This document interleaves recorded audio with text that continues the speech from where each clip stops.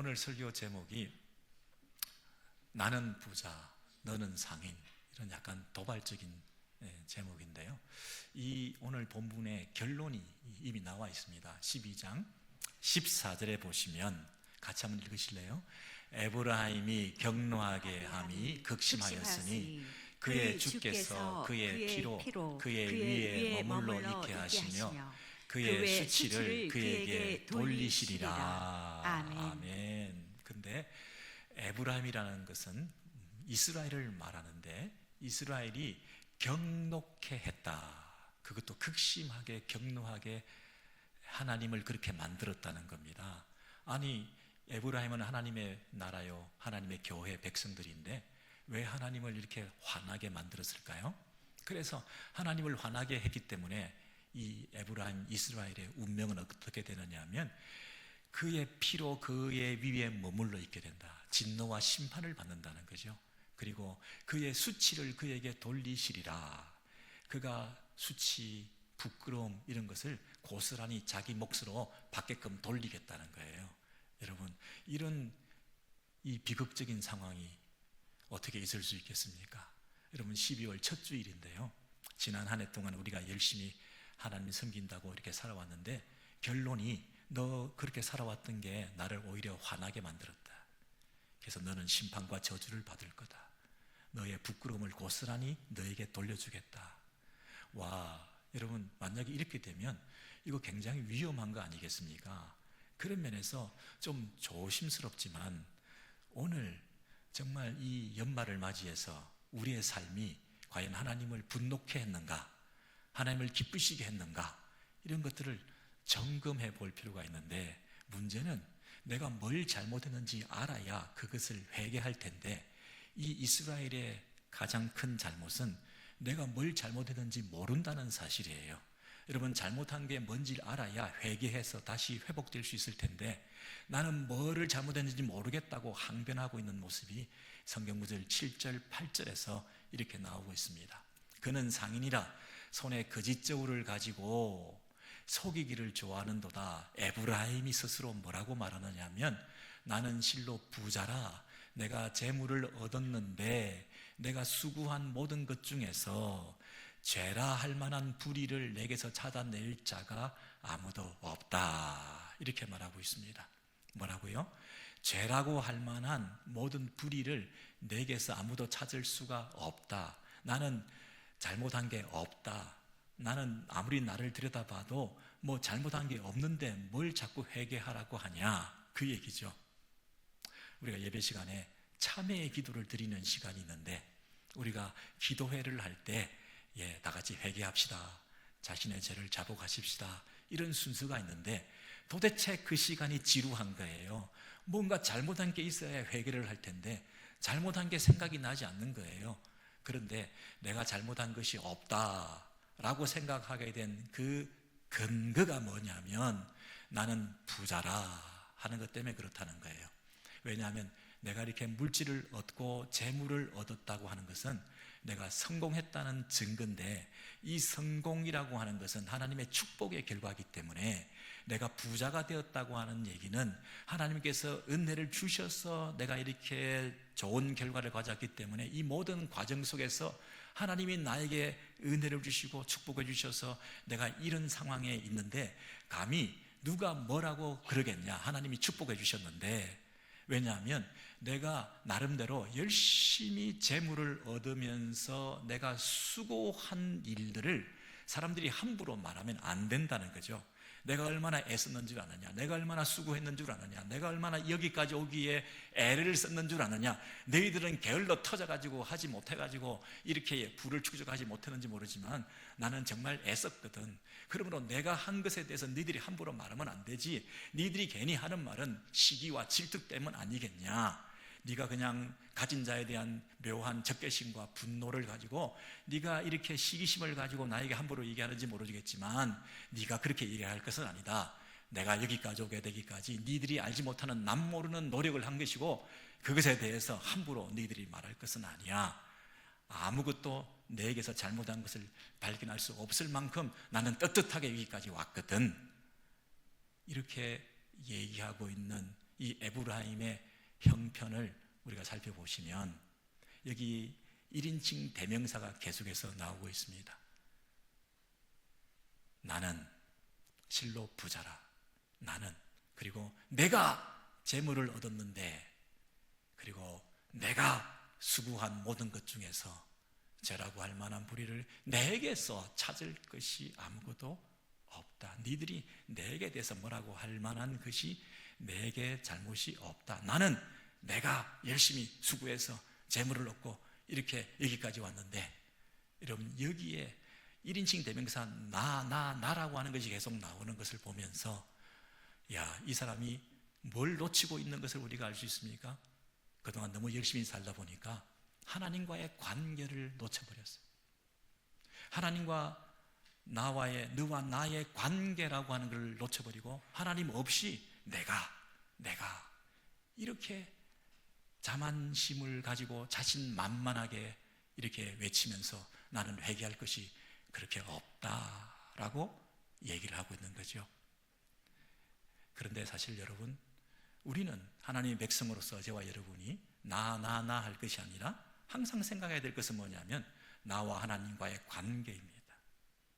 하나님과의 관계, 그리고 하나님과의 친밀한 교제를 통해서 그분이 나에게 말씀하셨던 것, 명령하셨던 것, 그리고 나를 부르셨던 것, 그리고 나에게 주신 소명, 그리고 나를 어디로 끌고 가려고 하시는지에 대한 목적성과 방향성, 이런 걸 놓치고 내가 이렇게 생각하고 있으면 하나님과의 관계를 잊어버리는 거죠. 여러분, 이 에브라임에 대해서 하나님은 뭐라고 평가하시느냐 하면 그는 상인이라 그랬습니다. 나는 부자라 그렇게 얘기하는데 너는 상인이라. 여러분, 상인이라 이 말은 조금 낮추어서 얘기를 해서 너는 장사꾼 다 되었네, 야 장사꾼 다 되었네, 이런 말들을 하지 않습니까? 근데 이 상인이라는 말은 너무 하대해서 하는 말이 아니라 손에 거짓저울을 가지고 속이기를 좋아하는 상인을 말하는 거죠.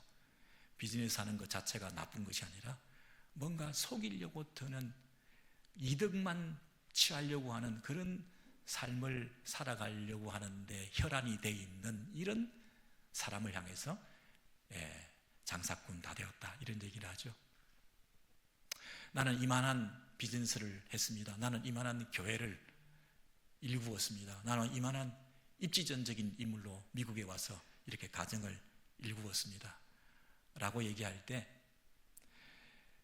나는 참 훌륭한 목사입니다, 큰 교회 목사가 되었습니다, 나는 그렇게 얘기할지 모르지만 하나님께서 너는 CEO네, 장사꾼 다 됐네, 이렇게도 얘기할 수 있다는 지금 그런 맥락인 거죠. 우리 목사님은 비즈니스를 하셨으면 참 잘하셨을 것 같은데 그 말은 칭찬이라고 하기에는 조금 묘한 말이죠. 나는 믿지고도 팔 수 있는 사람이고 손해보고도 파는 사람이고 남는 것도 없는데 파는 사람이라고 하는 그 말도 사실은 상술이죠. 그렇게 해서라도 더 많이 팔겠다고 하는 장사꾼의 속셈이죠. 그런 면에서 이 상인 다 되었다, 너 상인이다. 그 당시 드로와 시돈의 페니키안의 베니게 사람들이 무역이 발달해서 캐나안 장사꾼 그 동네 사람하고 똑같이 되었다라는 뜻으로 지금 너는 상인이다 이렇게 말하는 것이거든요. 그 말은 뭐냐면 너의 정체성에 문제가 생겼다. 나는 너를 상인으로 부르지 않았다, 그 얘기잖아요. 네가 지금 부자가 돼 있는지 모르지만, 네가 수단 방법 가리지 않고 이렇게 성공했는지 모르지만 애초에 내가 너를 부자가 되라고 부른 게 아니다, 그 말이잖아요. 그 얘기를 이렇게 얘기하고 있습니다. 12장 9절 이하에 보시면 네가 애굽 땅에 있을 때부터 나는 너의 하나님 여호와니라 이렇게 말했습니다. 아까 없었던 관계성이라는 게 있죠. 아까는 내가 부자가 되었다, 내가 수고했다, 내가 재물을 쌓아 올렸다, 그렇게 얘기를 했는데 부자가 되고 재물 쌓아 올리는 게 잘못이라는 얘기가 아니라 하나님과의 관계성을 망각하고 있는 것이 잘못이라는 얘기 아닙니까? 그래서 그것을 일깨워주면서 네가 어디로부터 부름받았는지에 대해서 얘기하고 있습니다. 그 말은 개구리가 올챙이 시절을 네가 모르고 있다, 그 얘기 아닙니까? 애굽 땅에 있을 때부터, 종살이하고 있을 때부터 나는 너의 하나님이라. 네가 지금 성공했다고 내가 너를 인정해 주는 게 아니라, 네가 가장 연약했을 때, 가장 죄인 되었을 때, 가장 세상 가운데 취해 있었을 때, 네가 가장 미저러블한 최악의 상황에서 가난했을 때, 네가 가장 힘이 없었을 때, 종 노릇하고 있었을 때도 나는 너의 하나님이야. 네가 언제부터 나는 부자라 하고 자만하게 되었는지 모르지만, 네가 애초에 내가 너를 택하여 부른 하나님과의 관계를 생각하라는 거죠.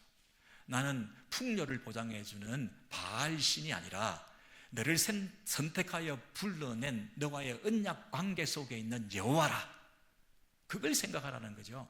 너와 나 사이의 언약적 관계를 통해서 내가 애초에 너를 선택하여 불렀던 그 하나님을 잊지 마라, 그 얘기를 해주면서 나와 너의 관계를 얘기하고 있습니다. 그리고 냉정한 평가, 하나님의 관계, 하나님의 소명, 하나님께서 일깨워 주시는 정체성, 그리고 하나님이 너를 어디로 끌고 가려고 하는 그 목적성에 대해서 분명히 알려주고 계시는 거죠.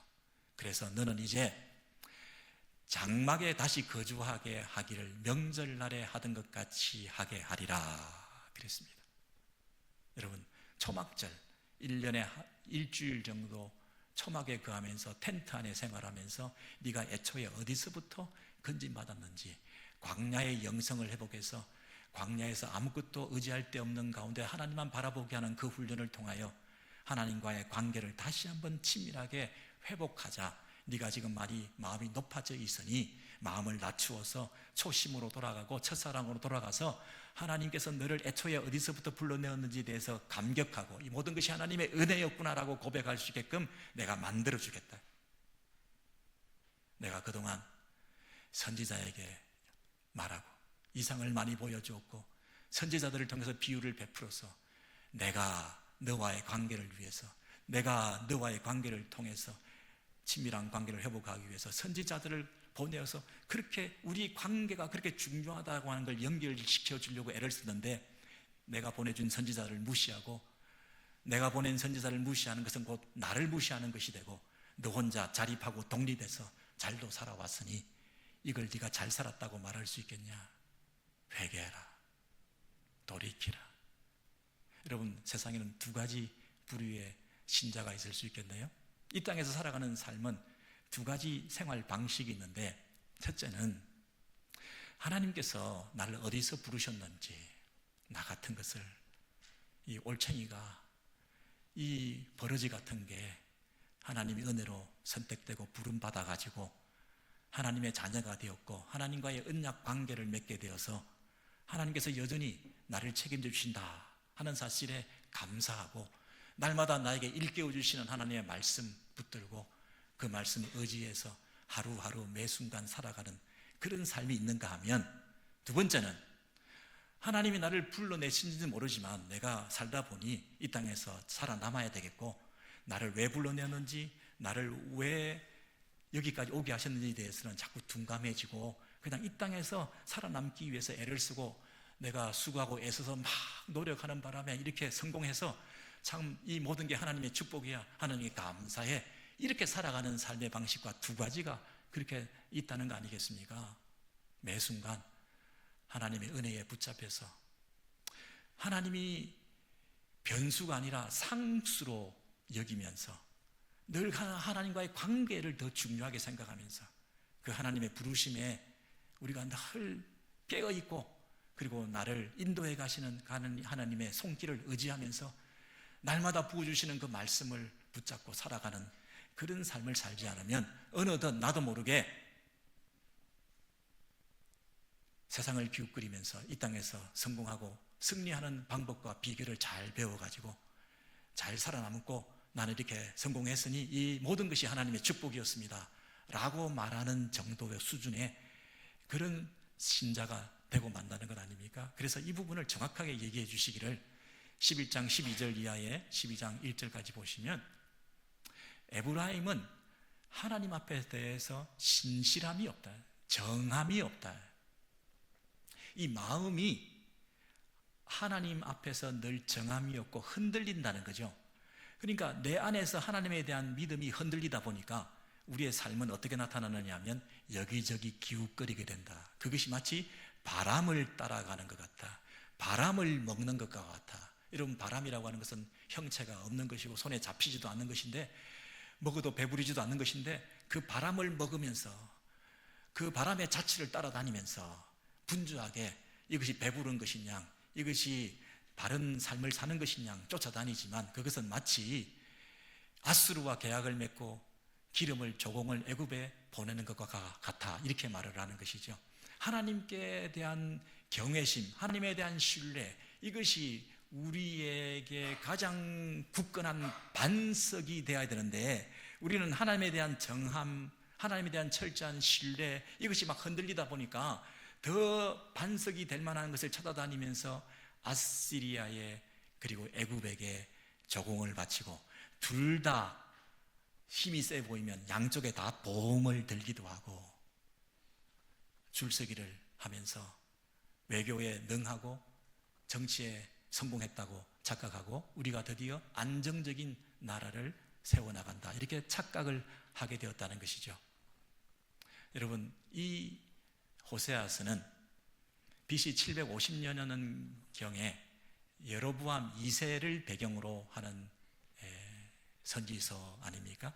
그러면 여로보암 2세는 이스라엘의 가장 전성기를 구가하던 그 옛날에 화려한 그 이스라엘을 회복하게 된 영토의 회복, 마치 강개토왕의 그 어떤 시대를, 발해 시대의 전성기를 다시 회복했던 것처럼 이 이스라엘 가운데 여로보암 그 2세의 시기는 마치 이스라엘에게 다시는 있을 수 없는 부흥하는 그런 시기로서 아주 그 마음 가운데 자만심으로 가득 차서 우리는 부자라, 우리는 성공했다, 우리는 정치에도 외교에도 경제에도 능한 그런 나라가 되었다, 이렇게 착각을 하고 있는 그런 상황 아니었습니까?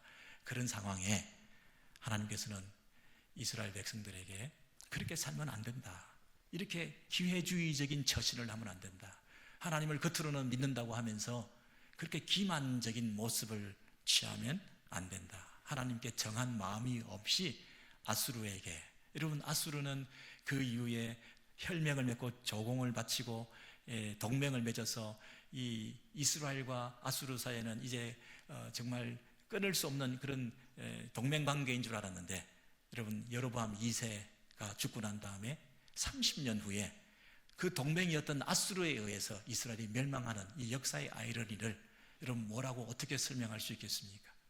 저와 여러분은 지금 2024년을 보내면서 나름대로 행복했다, 이만하면 안정적이다, 이렇게 살아가고 있으며 이 모든 것이 하나님의 은혜라고 고백을 할지는 모르겠지만, 여러분의 평가, 자만심에 가득 찬 스스로 자기에게 면죄부를 주면서 자기에게 융숭하게 아주 후한 점수를 주며 성공했다고 얘기할 수 있을지 모르지만, 우리는 하나님과의 관계에 있어서 하나님께서 보시는 우리를 향한 평가가, 너는 목회자가 아니라 경영인이야, 장사꾼 다 됐네, 여러분을 향해서 하나님께서 이런 냉정한 평가를 하신다고 한다면, 여러분이 지금도 의지하고 있는 아수르, 여러분이 조공을 바치고 줄을 서고 뇌물을 먹이며 마음에도 없는 미소를 머금으면서 그에게 손을 내밀고 나에게 마치 힘이 될 것이냐, 그 상대를 향하여 속에 있는 것을 다 내어줄 것이냐 보이고 있는 그 비양심과 그 자존심도 없이 비굴하게 애쓰고 있는 여러분의 그 처세술이 과연 30년 후에 아수르가 그 이스라엘을 잡아먹었던 것처럼 내가 믿었던 그가 오히려 우리에게 뼈아픈 고통을 준 대상이 하나님의 심판의 방법이 된다고 한다면 여러분 얼마나 부끄러운 일이 되겠습니까? 하나님께 정한 마음을 가지고 계십니까? 하나님께 정함이 없다. 그러다 보니 왔다 갔다 하는 거 아니냐? 여기저기 기웃거리는 거 아니냐? 이렇게 하나님께서 말씀하시는 거거든요.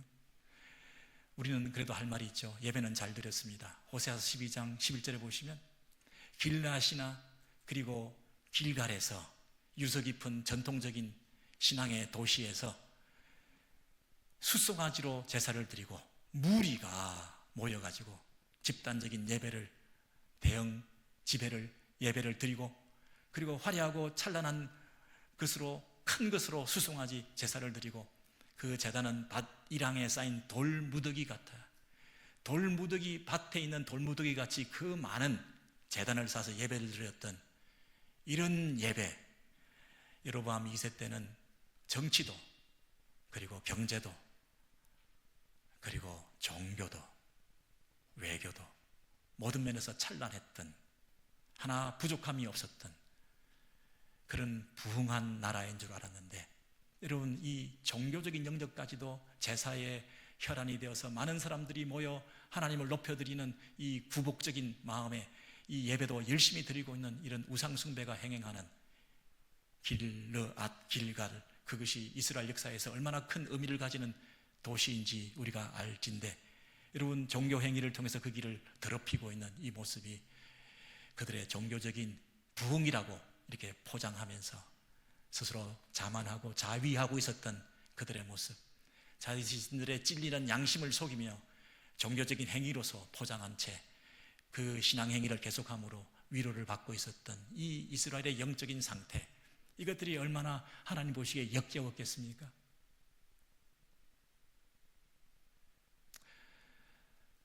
여러분, 그러면 이 이스라엘의 현재 형편으로서는 겉으로는 모든 면에서 부강하고 부유하고 형통하고 성공했는데, 하나님의 평가에서 볼 때는 요즘 소위 하는 말로 멸망각이라고 하는 거죠. 이건 뭐 거의 하나님의 분노를 사서 저주를 받을 수밖에 없는 형편에 지금 처해 있는 거죠. 여러분, 하나님께서 이 이스라엘 백성들에게 그러면 멸망을 쏟아 부으시기 위해서 이렇게 말씀하셨을까요?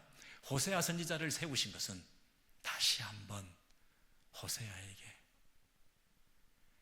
그들을 향한 메시지를 전해줌으로 그들이 회개하고 돌아올 수 있도록.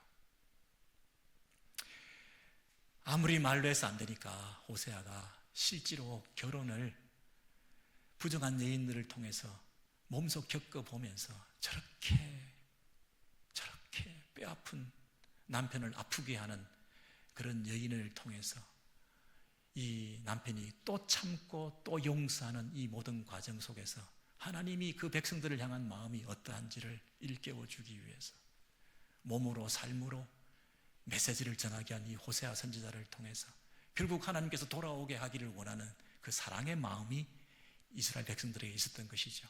나는 죄도 없다, 나는 뭘 회개해야 될지도 모르겠다, 둔감한 우리들에게 하나님께서는 또 선지자를 보내서 오늘 또 이 말씀을 통해서 회개해라, 회개할 게 있다, 관계 문제 아니냐, 세상 사람들로부터 받는 명성이 아니다, 네가 스스로 자만심을 가지고 생각하는 자기 평가 아니다, 스스로에게 점수를 후하게 주면서 내가 잘 살고 있다고 착각하는 그거 아니라 내가 너를 애굽 땅에서부터 불러내어서 너를 향하여 가진 내 기대, 나의 꿈, 그걸 실현해야지.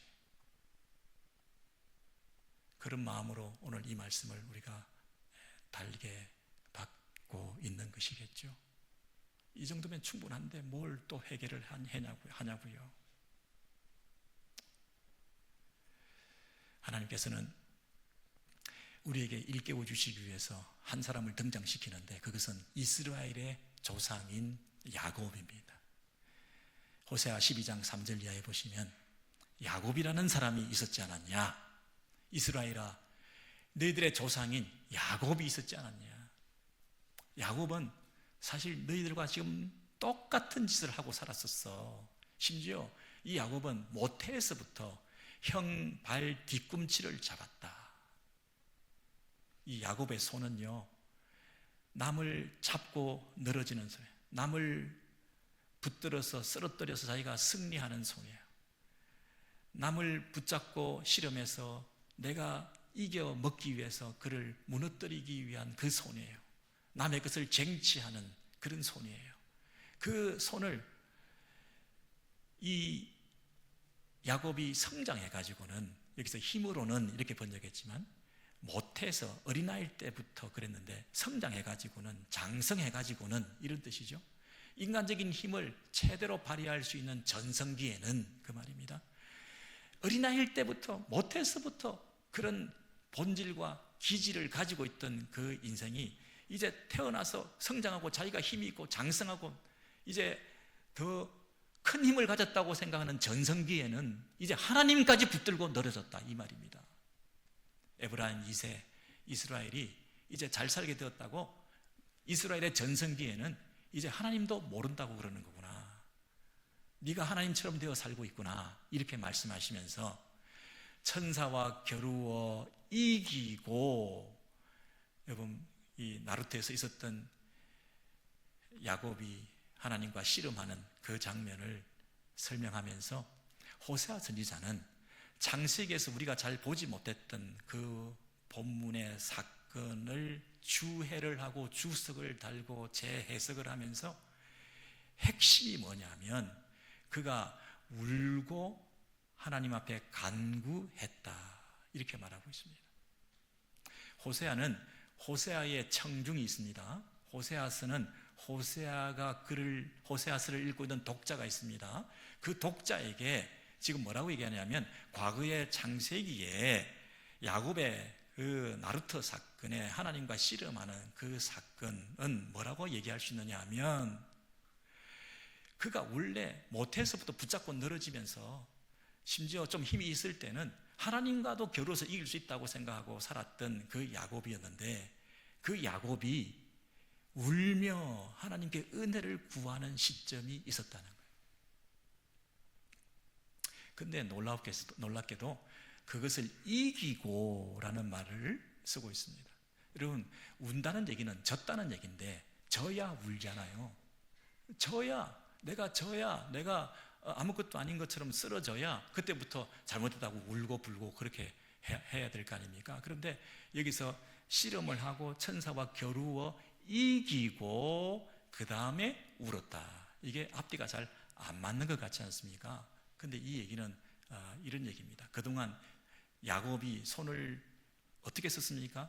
잡아 당기고 발 뒤꿈치를 당기고 내 것을 쟁취하고 내 목적을 달성하고 내 힘으로 살고, 이 손 하나 가지고 모든 걸 다 간교하게 속이면서 뭐든지 승리하고 성공했다고 생각하고 살다가, 가장 힘이 좋은 전성기에는 하나님까지도 붙들고 이길 수 있다고 생각하고 살았던 그 손, 그 야곱의 손이 하나님께서 씨름하면서 잡으셨을 때 하나님이 환도뼈를 치시고 다리에 힘을 빠지게 하셔서 그 손이 하나님을 붙드는 손으로, 하나님만 의지하는 손으로 바뀌게 했다는 거죠. 하나님께서 왜 다리를 치셨겠습니까? 그 나쁜 손을 쳐버리지. 하나님께서 다리를 치심으로 하나님만 붙들고 늘어지는 손으로 바꾸어 놓으신 거죠. 그래서 나의 약함이 하나님의 강함을 덧입을 수 있도록, 진정한 승리자는 하나님의 이김에 동참하게 하기 위해서 하나님의 힘을 덧입는 자가, 힘을 가진 자가 되도록, 진정한 승리자, 진정한 강한 자는 하나님 앞에 무릎 꿇고 의지하고 하나님께 매달려 있는 상태, 그것이 가장 복된 상태라고 하는 것을 가르쳐 주시고, 야곱이 할 수 있는 것은 붙들고 있는 것밖에 없어요. 야곱이 할 수 있는 것은 그 손으로 하나님을 붙잡는 것밖에 할 수 없는 상태를 만드신 것, 이것이 바로 너의 승리다, 네가 이긴 자다, 네가 강한 자다, 이렇게 말씀하시며 이제 하나님 앞에 은혜를 구하는 자로 울며 통곡하며 회개하며 하나님께 은혜를 구하여 사는 자로 그 인생을 180도 바꾸어 놓은 거죠. 그 얘기를 호세아 청중들에게 그 사건을 끌고 와서 적용했다고 하는 얘기는, 니들이 지금 해야 될 일은 뭐라는 얘기죠?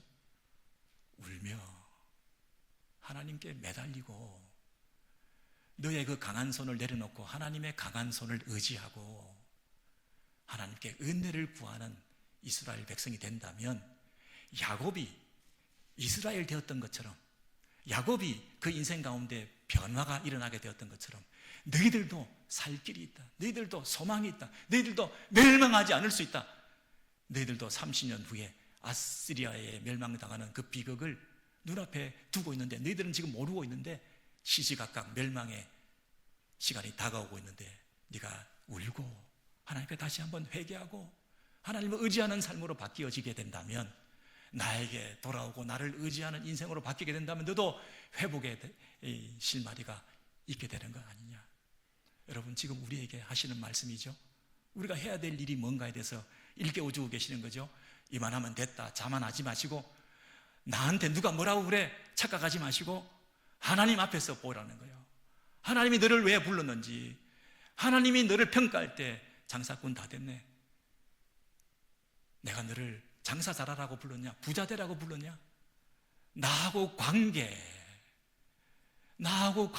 맺자고 부르지 않았냐. 근데 놀랍게도 오늘 이 본문의 말씀 12장 3절에서 6절에 보시면 그 야곱을 하나님께서 베델에서 만나주시고 거기에서 우리에게 말씀하셨나니 그랬습니다. 여러분, 야곱을 하나님께서 베델에서 만나셨는데, 나는 아브라함과 이삭과 야곱의 하나님이라, 그리고 이 야곱 너도 그 언약의 근거에서 내가 야곱에게 은혜를 베푸는 것이다. 아브라함과 이삭과 맺은 그 언약의 근거에서 너 야곱에게 내가 너를 지켜줄 것이고 너와 함께 할 거고 네가 어디로 가든지 함께 해줄 것이라 이렇게 약속을 하셨는데, 거기에서 그 약속의 말씀을 야곱에게 말씀하셨다 하지 않고 호세아 선지자가 청중들에게 우리에게 말씀하셨다. 우리에게 말씀하셨다는 그 말의 의미가 뭡니까? 너희들도 언약의 당사자들이다 하는 뜻이죠. 너희들도 그 언약이 계승되고 있다는 거죠. 너희들도 그 언약의 하나님이 우리를 붙들어 주셔서 그 언약 때문에 우리를 버리지 아니하신다는 뜻이죠.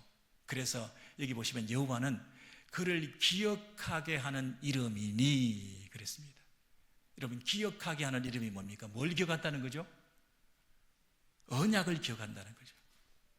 언약을 기억하게 하는 그 여호와, 그 이름 때문에 너의 하나님께로 돌아올 수 있다는 거예요. 여기서 다시 한번 관계를 일깨워 주시죠. 너의 하나님, 그리고 너의 하나님을 바라보라. 여러분, 나밖에 모르던 이스라엘 에브라임에게 언약을 일깨워 주시고, 그 언약의 하나님, 너의 하나님, 너의 하나님, 하나님께서 나의 백성이라고 부르는 그 언약 관계, 그 언약 안에 들어와야 안심하는 거지, 앗수르에게 절한다고 안심해서는 안 된다는 거예요. 그 언약은 여호와 하나님을 기억하게 해주는 거예요. 아, 내가 언약 백성이지. 내가 언약 백성이지. 그 언약 때문에 우리가 안전한 거잖아요. 영원히 안전한 구원의 확신을 가질 수 있는 거잖아요. 여러분, 이 비유가 잘 맞을지 모르지만 남편과 아내가 있습니다. 아니면 A라는 사람과 B라는 사람이 컨트랙을 맺었습니다. 서약을 했습니다. 그런데 부부관계도 살다 보면 가난하다,